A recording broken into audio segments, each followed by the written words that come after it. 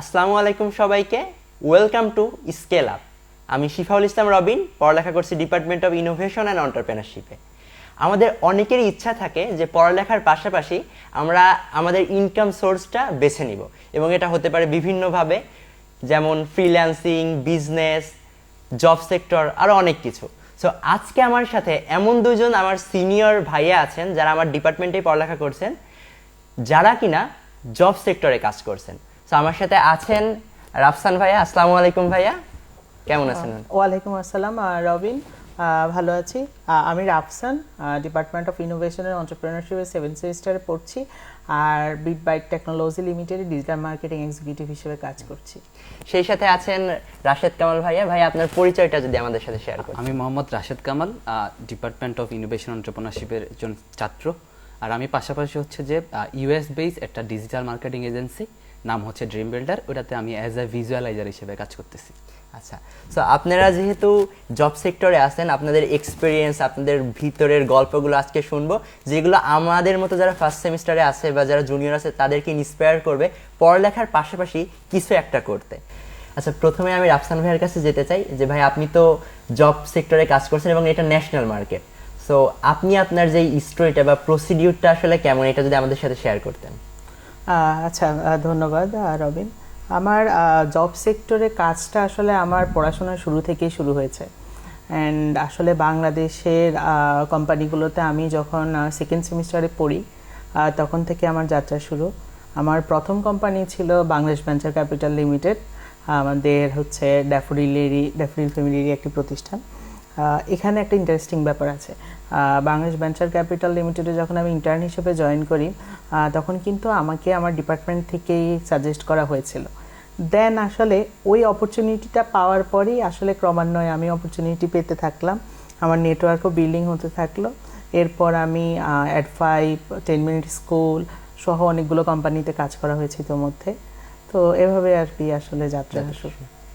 এবারে আমি ভাইয়ার কাছে জানতে চাই যে সে তো ন্যাশনাল মার্কেটের স্টোরিটা শেয়ার করলো, আপনি আছেন ইন্টারন্যাশনাল মার্কেটে। সো আপনার যে এক্সপিরিয়েন্সটা, আপনি কিভাবে এটার মধ্যে ইন করলেন, কিভাবে বিষয়ে জানতে পারলেন, ওভারঅল যে ভিউটা সেটা একটু শেয়ার করেন। হ্যাঁ, জিনিসটা প্রথম অবস্থায় আমি হচ্ছে যে ফ্রিল্যান্সার হিসেবে কাজ করতাম, যেহেতু ইনকামের একটা সোর্স লাগবে পড়াশোনার পাশাপাশি, যাতে নিজে চলতে পারি।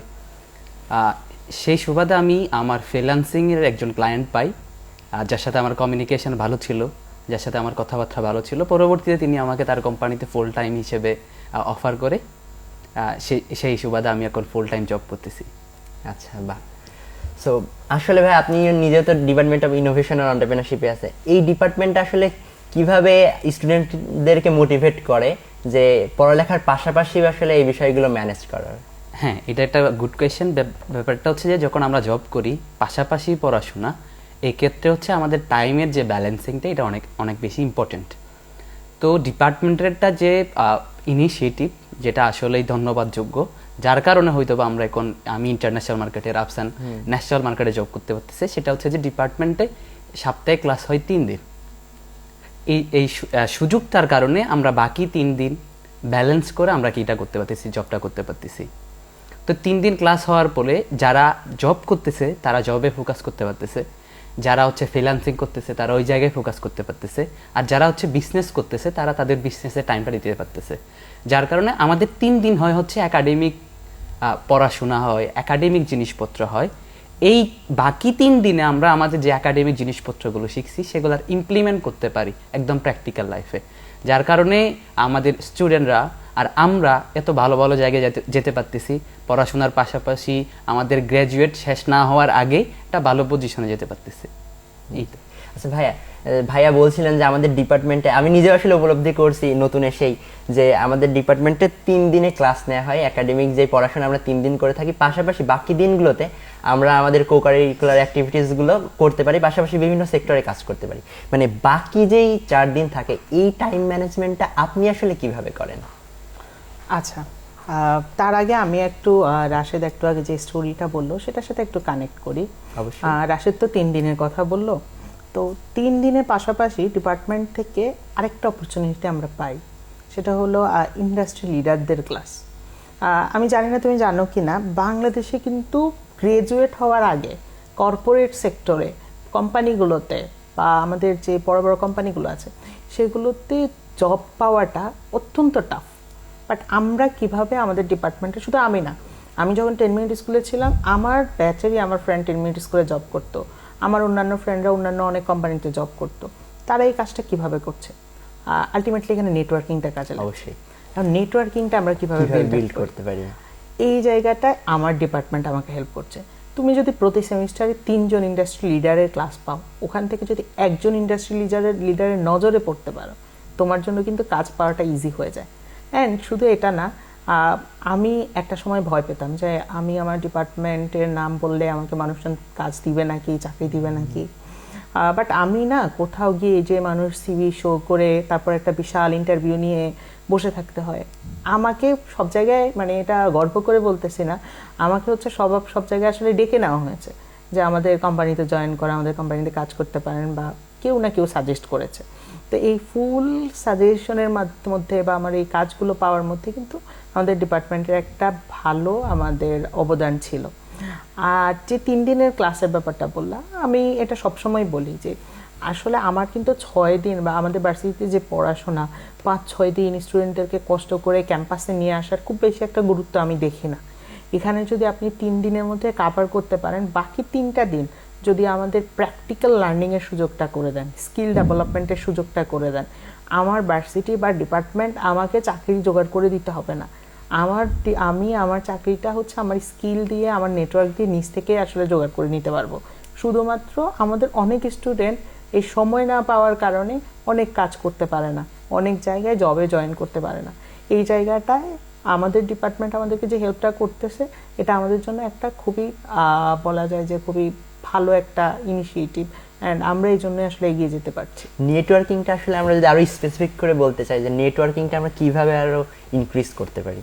আচ্ছা, নেটওয়ার্কিং বলতে আমরা অনেকে বুঝি কি যে আমরা হয়তো সোশ্যাল মিডিয়ায় অনেক মানুষের সাথে ফ্রেন্ড হয়ে থাকবো, তারপর হয়তো আমাদের নেটওয়ার্কিংটা হয়ে যাবে। বাট এটা না আসলে ট্রু না। তুমি যতজনের সাথে ফ্রেন্ড হচ্ছ, যতজনের সাথে কানেক্টেড হচ্ছ, কতজনকে আসলে তুমি কাজে লাগাতে পারছো, কতজনের সাথে তুমি ভালোভাবে কমিউনিকেট করতে পারছো, কয়জন মানুষ তোমাকে আসলে ফলো করতেছে। আমার এমন হয়েছে যে আমার অনেক ইন্ডাস্ট্রি লিডার যারা ক্লাস নিতে আসছেন, তারা আমার সোশ্যাল মিডিয়ায় আমাকে ফলো করেন, আমি কি কাজ করতেছি সোশ্যাল মিডিয়ায়, আমি কি কি টাইপের আসলে পোস্ট শেয়ার করতেছি, এই জিনিসগুলো ওনারা আবার আমার সাথে শেয়ার করছেন। তো it shows personality. Exactly. And তুমি যদি তোমার পার্সোনালিটি না ঠিক রাখতে পারো, তুমি যদি ওনাদের সামনে আসলে তুমি কি কাজটা করতেছো, তোমার কোন জায়গাটায় বেশি স্কিল আছে সেটা যদি রিপ্রেজেন্ট করতে না পারো, সেই স্কিলের আসলে বা সেই নেটওয়ার্কিংয়ের আসলে খুব বেশি একটা ডিমান্ড নাই।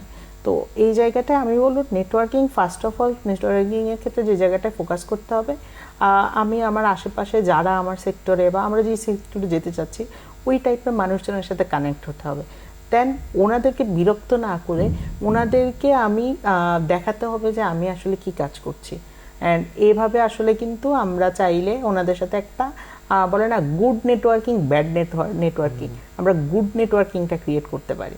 এভাবে আসলে চাইলে আমাদের নেটওয়ার্কিংটা ডেভেলপ করে আমরা কর্পোরেটে বলি, বিজনেসে বলি, অনেক ভালো কিছু করতে পারি। তো ভাইয়া বলছিলেন যে কমিউনিকেশনের কথা, অর্থাৎ কমিউনিকেশনের কথা আমরা এইটা বললে পরে বুঝতে পারি যে আমাদের যে অ্যাপ্রোচটা আমরা কত সুন্দরভাবে অ্যাপ্রোচ করলে পরে আমাদের জব লাইফে অর্থাৎ কর্পোরেট লাইফে আমরা খুব ভালো মতো স্মুথলি মুভ অন করতে পারবো।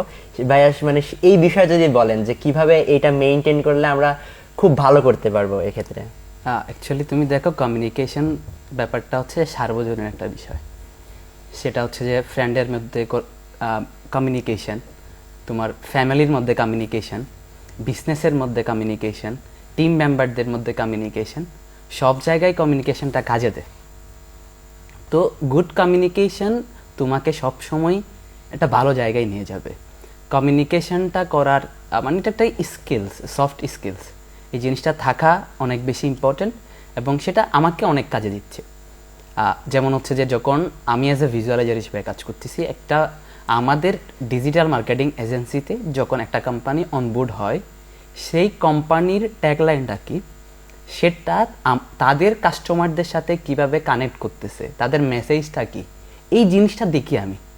প্রত্যেকটা সোশ্যাল মিডিয়া পোস্ট বলো, ওয়েবসাইটের যে কন্টেন্টগুলো বলো, যে ব্লগগুলো যাচ্ছে, এইগুলার দ্বারা এই কোম্পানির যে ট্যাগলাইনটা আছে, যে মূল জিনিসটা আছে, যে হার্ট, সেটার সাথে কানেক্ট করতে পারতেছে কিনা প্রত্যেকটা, সেই জিনিসটা। তার মানে এখানেও দেখো যে কমিউনিকেশনটা হচ্ছে, যে কোম্পানির সাথে তার যে মূল জিনিসটা সেটা গিয়ার সাথে কিভাবে কানেক্ট করতেছে, তাদের ক্লায়েন্টের সাথে, তাদের কাস্টমারদের সাথে কিভাবে ক্লায়েন্ট করতেছে।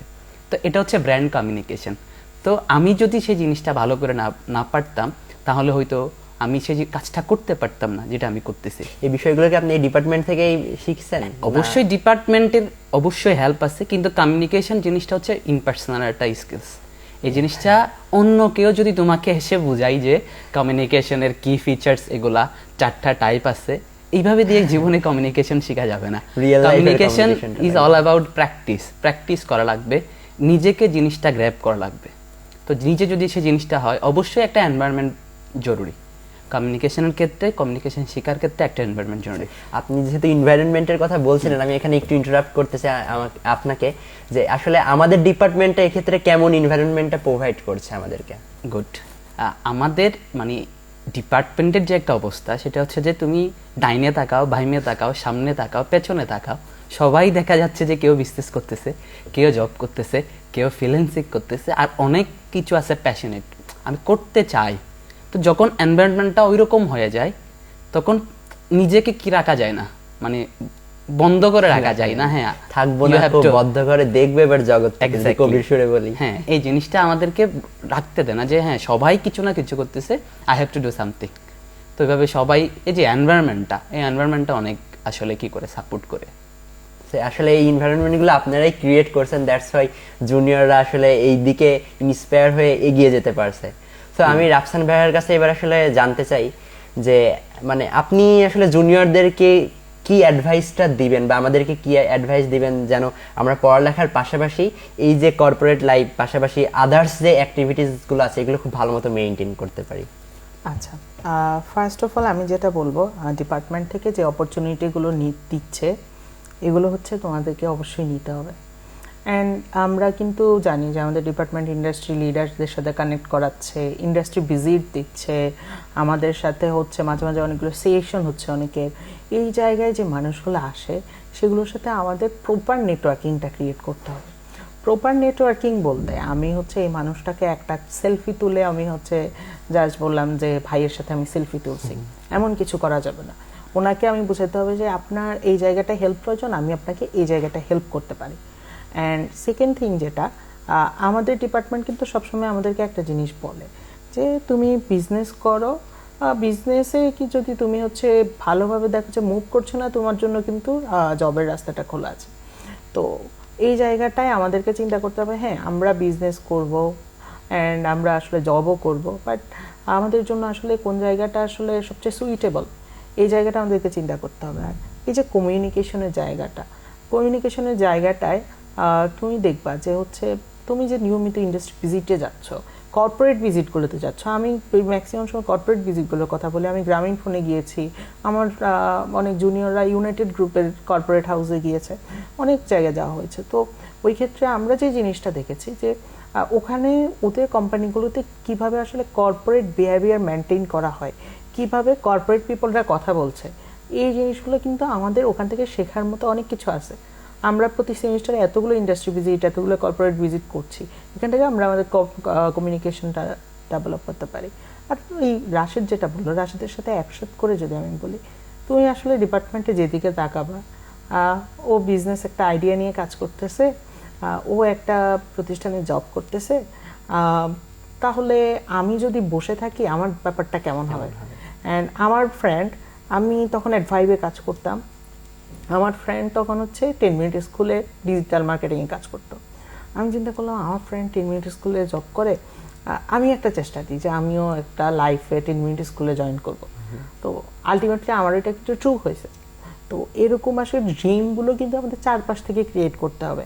অ্যান্ড আমাদেরকে গ্রাজুয়েট হওয়ার পর আমরা একটা জব করব, গ্রাজুয়েট হওয়ার পর আমরা একটা বিজনেস শুরু করব, এই চিন্তা থেকে সরে এসে ট্রেন্ড থেকে বের হয়ে আসতে হবে। নিজেদের একটা পার্সোনাল ব্র্যান্ডিং ক্রিয়েট করে কিভাবে আমরা আমার গ্রাজুয়েশনের পরিচয়টা যাতে কেউ নাই জানতে চায়, এমন একটা পার্সোনাল ব্র্যান্ডিং করতে হবে।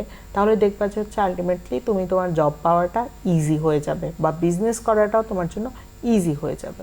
তো এভাবে আসলে আমরা চাইলে আমাদের যারা জুনিয়ররা আছে তোমরা মুভ করতে পারো। অনেক অনেক ধন্যবাদ ভাইয়া, অনেক বিষয় সম্পর্কে জানতে পারলাম আপনার কাছ থেকে, এবং রাশেদ ভাইয়ের কাছ থেকে আজকের যে লাস্ট মেসেজ আসলে জুনিয়রসদের প্রতি, আপনি যদি তাদের প্রতি আপনার মেসেজটা প্রোভাইড করেন। হ্যাঁ, আমি হচ্ছে দুইটা জিনিস শেয়ার করব। দুইটা বলা যায় বেসড অন কমিউনিকেশন। এক নাম্বার যে কথা সেটা হচ্ছে যে স্কিলস আর আইডিয়া হচ্ছে সেম, আইডিয়াটা পরিণত হয় অ্যাকশনে, ঠিক সেম স্কিলটাই পরিণত হয় তোমার অ্যাকশনে। তুমি স্কিলস জানো, অনেক কিছু জানো, কিন্তু মানুষ জানে না, তাহলে তুমি সেটার ভ্যালু পাবে না। তোমাকে সেই জিনিসগুলোকে শোকেজ করা লাগবে, সেটাকে ইমপ্লিমেন্ট করা লাগবে, সেটাকে এক্সিকিউট করা লাগবে, দেন হচ্ছে জানবে এবং তোমাকে ডাক দিবে যে ভাই তুমিও আসো, হ্যাঁ কাজ করো, তুমি তো জিনিসগুলো জানো, এখানে কাজ করো। এটা তাহলে এইটা কিভাবে জানতেছে? কমিউনিকেশনটা তুমি প্রপার ওয়েতে করতে পারতেছো। তো কমিউনিকেশনটা অনেক বেশি ইম্পর্টেন্ট। আমি যখন প্রথম সেমিস্টারের কিছু কিছু ছাত্রদের সাথে কথা বলি, কিছু কিছু জুনিয়রদের সাথে কথা বলি, এই জায়গায় আমি অনেক ক্ষেত্রে গ্যাপ দেখি।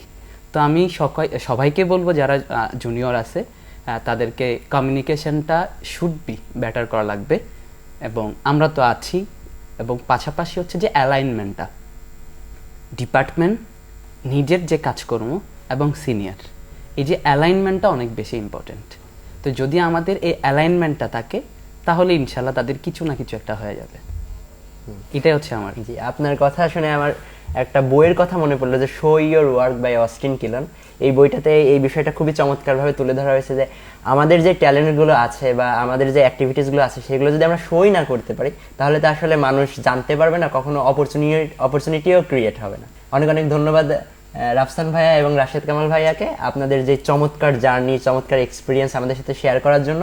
আশা করি আমাদের যে ভবিষ্যৎ জীবনে এইগুলো খুবই কাজে দিবে এবং আমরাও আমাদের জীবনে এই বিষয়গুলো ইমপ্লিমেন্ট করতে পারবো with the help of our department. So at the end of this session আর এপিসোড, সবাইকে অনেক অনেক ধন্যবাদ জানাচ্ছি। দেখা হবে আবার কোনো এক এপিসোডে। ধন্যবাদ সবাইকে।